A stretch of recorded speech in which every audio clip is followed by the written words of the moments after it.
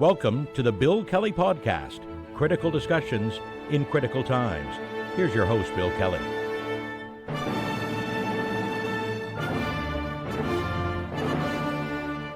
Welcome to another edition of the Bill Kelly Podcast, critical discussions in these critical times. I'm your host, Bill Kelly. Good to have you with us today. I hesitated to bring up the material that we want to talk about on the podcast today because I knew that inevitably, almost certainly, there's going to be accusations that, well, you're just anti-American and you're just blowing off steam here because you don't like what's going on, which is not true. As I've mentioned in previous podcasts, I have a great deal of respect and admiration for the United States and its people. I've got relatives, friends down there, as many of us do, of course, from this side of the border. And because of that, it pains me to see what's going on in the United States right now, politically, socially, and in so many different ways. And a lot of it has to do with the guy who's in the White House right now, and we've talked about that at length, and we'll continue to do that. But it's interesting, as we look at news cycles, and these things tend every 4 or 5 days, it seems, this is the flavor of the day, and then it's going to be this one, and we kind of lose our attention towards this subject and go over to this one. And this past week, Americans, I guess, have been basically shifting away from the fact that their grocery prices are still high, that the price of tariffs that Trump has imposed on businesses is really starting to have a negative impact on Americans' way of life, and all of these elements going on, plus the fact that economists down there are suggesting that America is on a straight line right now for another recession, if not depression, because of some of those policies. But that all gets shoved aside right now because of the release of a book that came out just a few days ago, and it's a book about former President Joe Biden. The authors of this are Jake Tapper, who we know, of course, as a CNN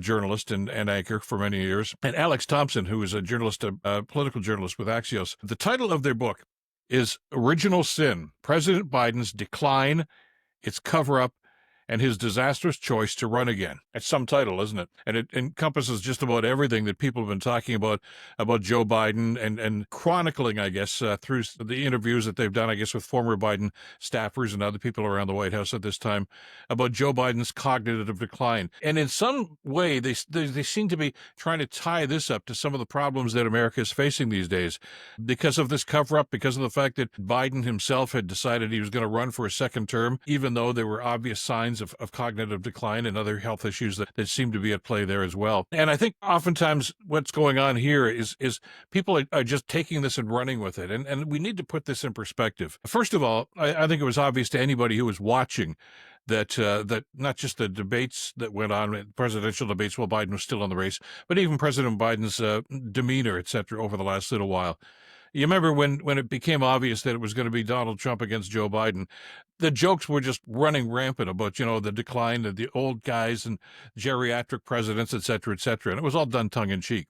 But there's an inevitability to this, too, that the man was in decline, but so was the other guy. And Tapper and Thompson have obviously taken this opportunity to try to write an expose, as it were, about the fact that many people in the White House and some of the inner circle of the Biden administration tried to cover up Biden's mental health issues, physical health issues, et cetera, and pointing accusing fingers about this. By the way, not for the first time. There is, I don't know if Biden or if Tapper and Thompson talk about this in the book, because I haven't read it, and frankly, at this stage, I don't plan to read it. But there's a long history here of presidential staffs covering up the shortcomings of their president. FDR, of course, post-1945 in World War II, had serious mental health issues. Of course, he ended up in a wheelchair. That was hidden from the public and hidden from a lot of other people for the longest time because they thought that would show weakness and they didn't want anybody to know about this. We don't have to go back that far even to see, since we're talking about cognitive decline, of former President Ronald Reagan. It was obvious to everybody and anybody that wanted to pay attention that the last number of years of Reagan in the White House, he was suffering and seemed to be negatively impacted, certainly, by cognitive decline, meandering, seemingly lost in space at different times, losing train of thought, things of this nature. It's sad to see something like this, and sadly, I'm sure that many of us have seen friends and relatives have gone through this whole process, and it's tragic. And then the fact that, the leader of the free world seems to have gone through this and may have with Biden and certainly with Reagan and others, you have to wonder about, the capabilities of people to actually talk truth to power here and say, okay, maybe it's time for a change. And And Tapper and Thompson make, I think, a legitimate point that given the situation that was in there, it might have been one thing to say, okay, fine, Biden's coming to the end of his first term. We can do this because there's a lot of very talented people and delegated power that would indicate that we can still run the show here. The Biden mistake, of course, was suggesting that he could run for a second term. And that, I think, really shone the spotlight on his shortcomings. And we saw what happened in that first debate and the huge fear that caused that within the Democratic Party and certainly within the American public. So, and we know the history here. He did drop out. Kamala Harris, the vice president, was given the nomination. She won the nomination and went on and went against Donald Trump in the election. But there's a few things here that we really need to talk about here because it's so important. People want to focus on Biden and simply say, well, if he hadn't done that, if he just stepped aside, maybe Donald Trump wouldn't have been elected. I don't know if that's necessarily the case because there's something else going on with American politics and within the American public that I think was very much in play here. And it's something that I think that we have to really talk about here because, as we've mentioned so many times before in this podcast, we have our own situations and our own concerns with Canadian politics these days, and we've talked about those on the podcast. But you can't ignore our neighbors to the south. They are the most powerful country in the world with huge influence on so many different aspects of Canadian life, not just trade, military and defense spending, etc., but the G7 and so many other entities like this. The United States is the big dog that wags the tail with an awful lot of these agencies, and we get that. So, when their leadership is in question and the capability of those leaders is in question, we better pay attention because it is going to have impact on us. And that's one of the things I think that bothered me. I don't know that anybody who's been a critic rather of the book that was done by Tapper and Thompson is saying, well, none of that was true. I think it was pretty obvious that to a certain element, yeah, there was something going on there. But I guess what bothers me about this is when and if ever are they going to shut the spotlight around and talk about the other guy? There were two people running for president in the early stages of that campaign. Of course, you had Joe Biden, and his shortcomings, capacity issues, etc., are very well, I think, chronicled here by this book. But what about Donald Trump's decline? Why is nobody and has nobody ever talked about that? And they are blatantly obvious, not just now, but I mean, even the first time this guy ran for office. The run-on sentences, the incomplete sentences, the all of a sudden just going off in a different train of thought, the spaced-out look in his eyes, so many different things. It was obvious to an awful lot of people that there were cognitive disabilities during that first Trump administration, too.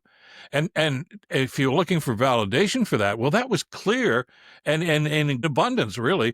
How many former Trump staffers have written books or gone on talk shows and written essays about the problems within the Trump White House? And they all seem to have that common thread of the guy just didn't seem to have the mental capability for the job. He was in way over his head and simply ignored it. He spent, we're told, most of his day just watching TV, not running the country or being the leader of the most powerful country in the world.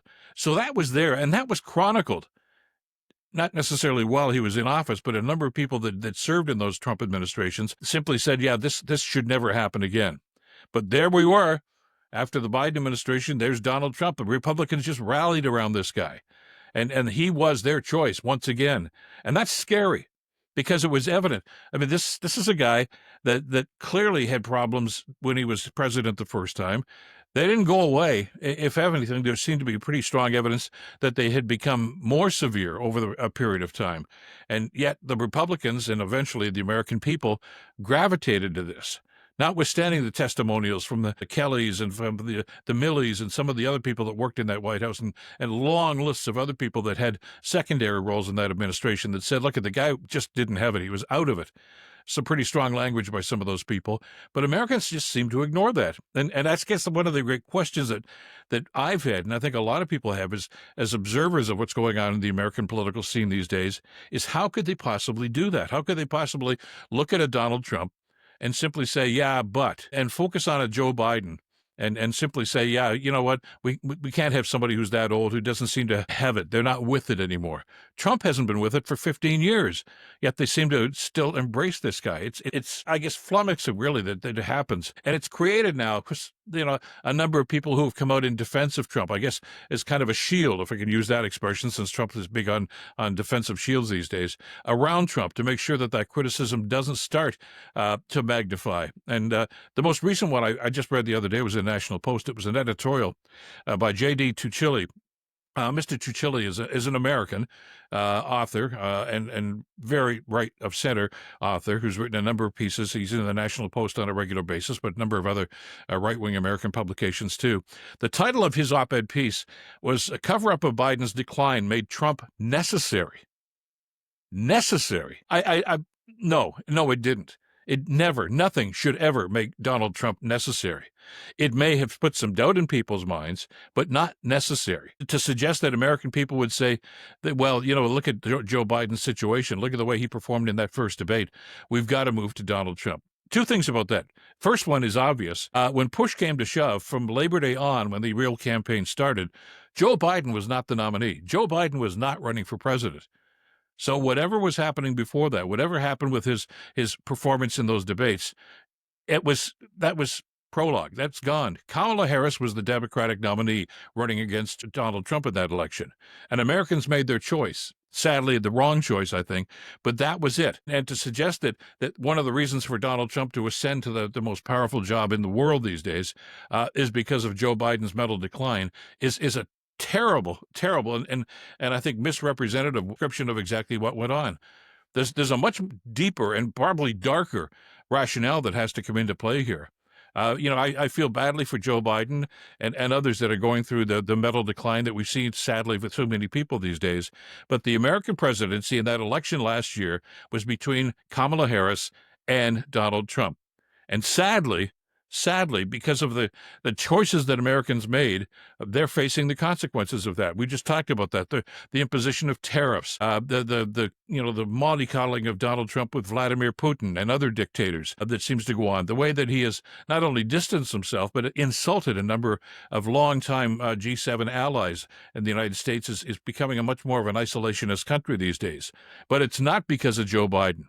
It's not because of the decline of a former president, which, by the way, notwithstanding the alleged shortcomings of Mr. Biden, America was in pretty good shape. The economy was the best it's been in 15 years. Unemployment was down. Jobs creation was up. There was a lot of good things going on, which have certainly, of course, disintegrated. But here's the reality. As Tapper and Thompson continue their book tour and try to sell their book and talk about, poor Joe Biden, and isn't it terrible that there was a cover-up on this? The reality is Americans made a choice last November. They had a choice between a guy who had clearly shown severe signs of cognitive dissonance and decay, convicted felon, a sexual assault convictions, and so many different things.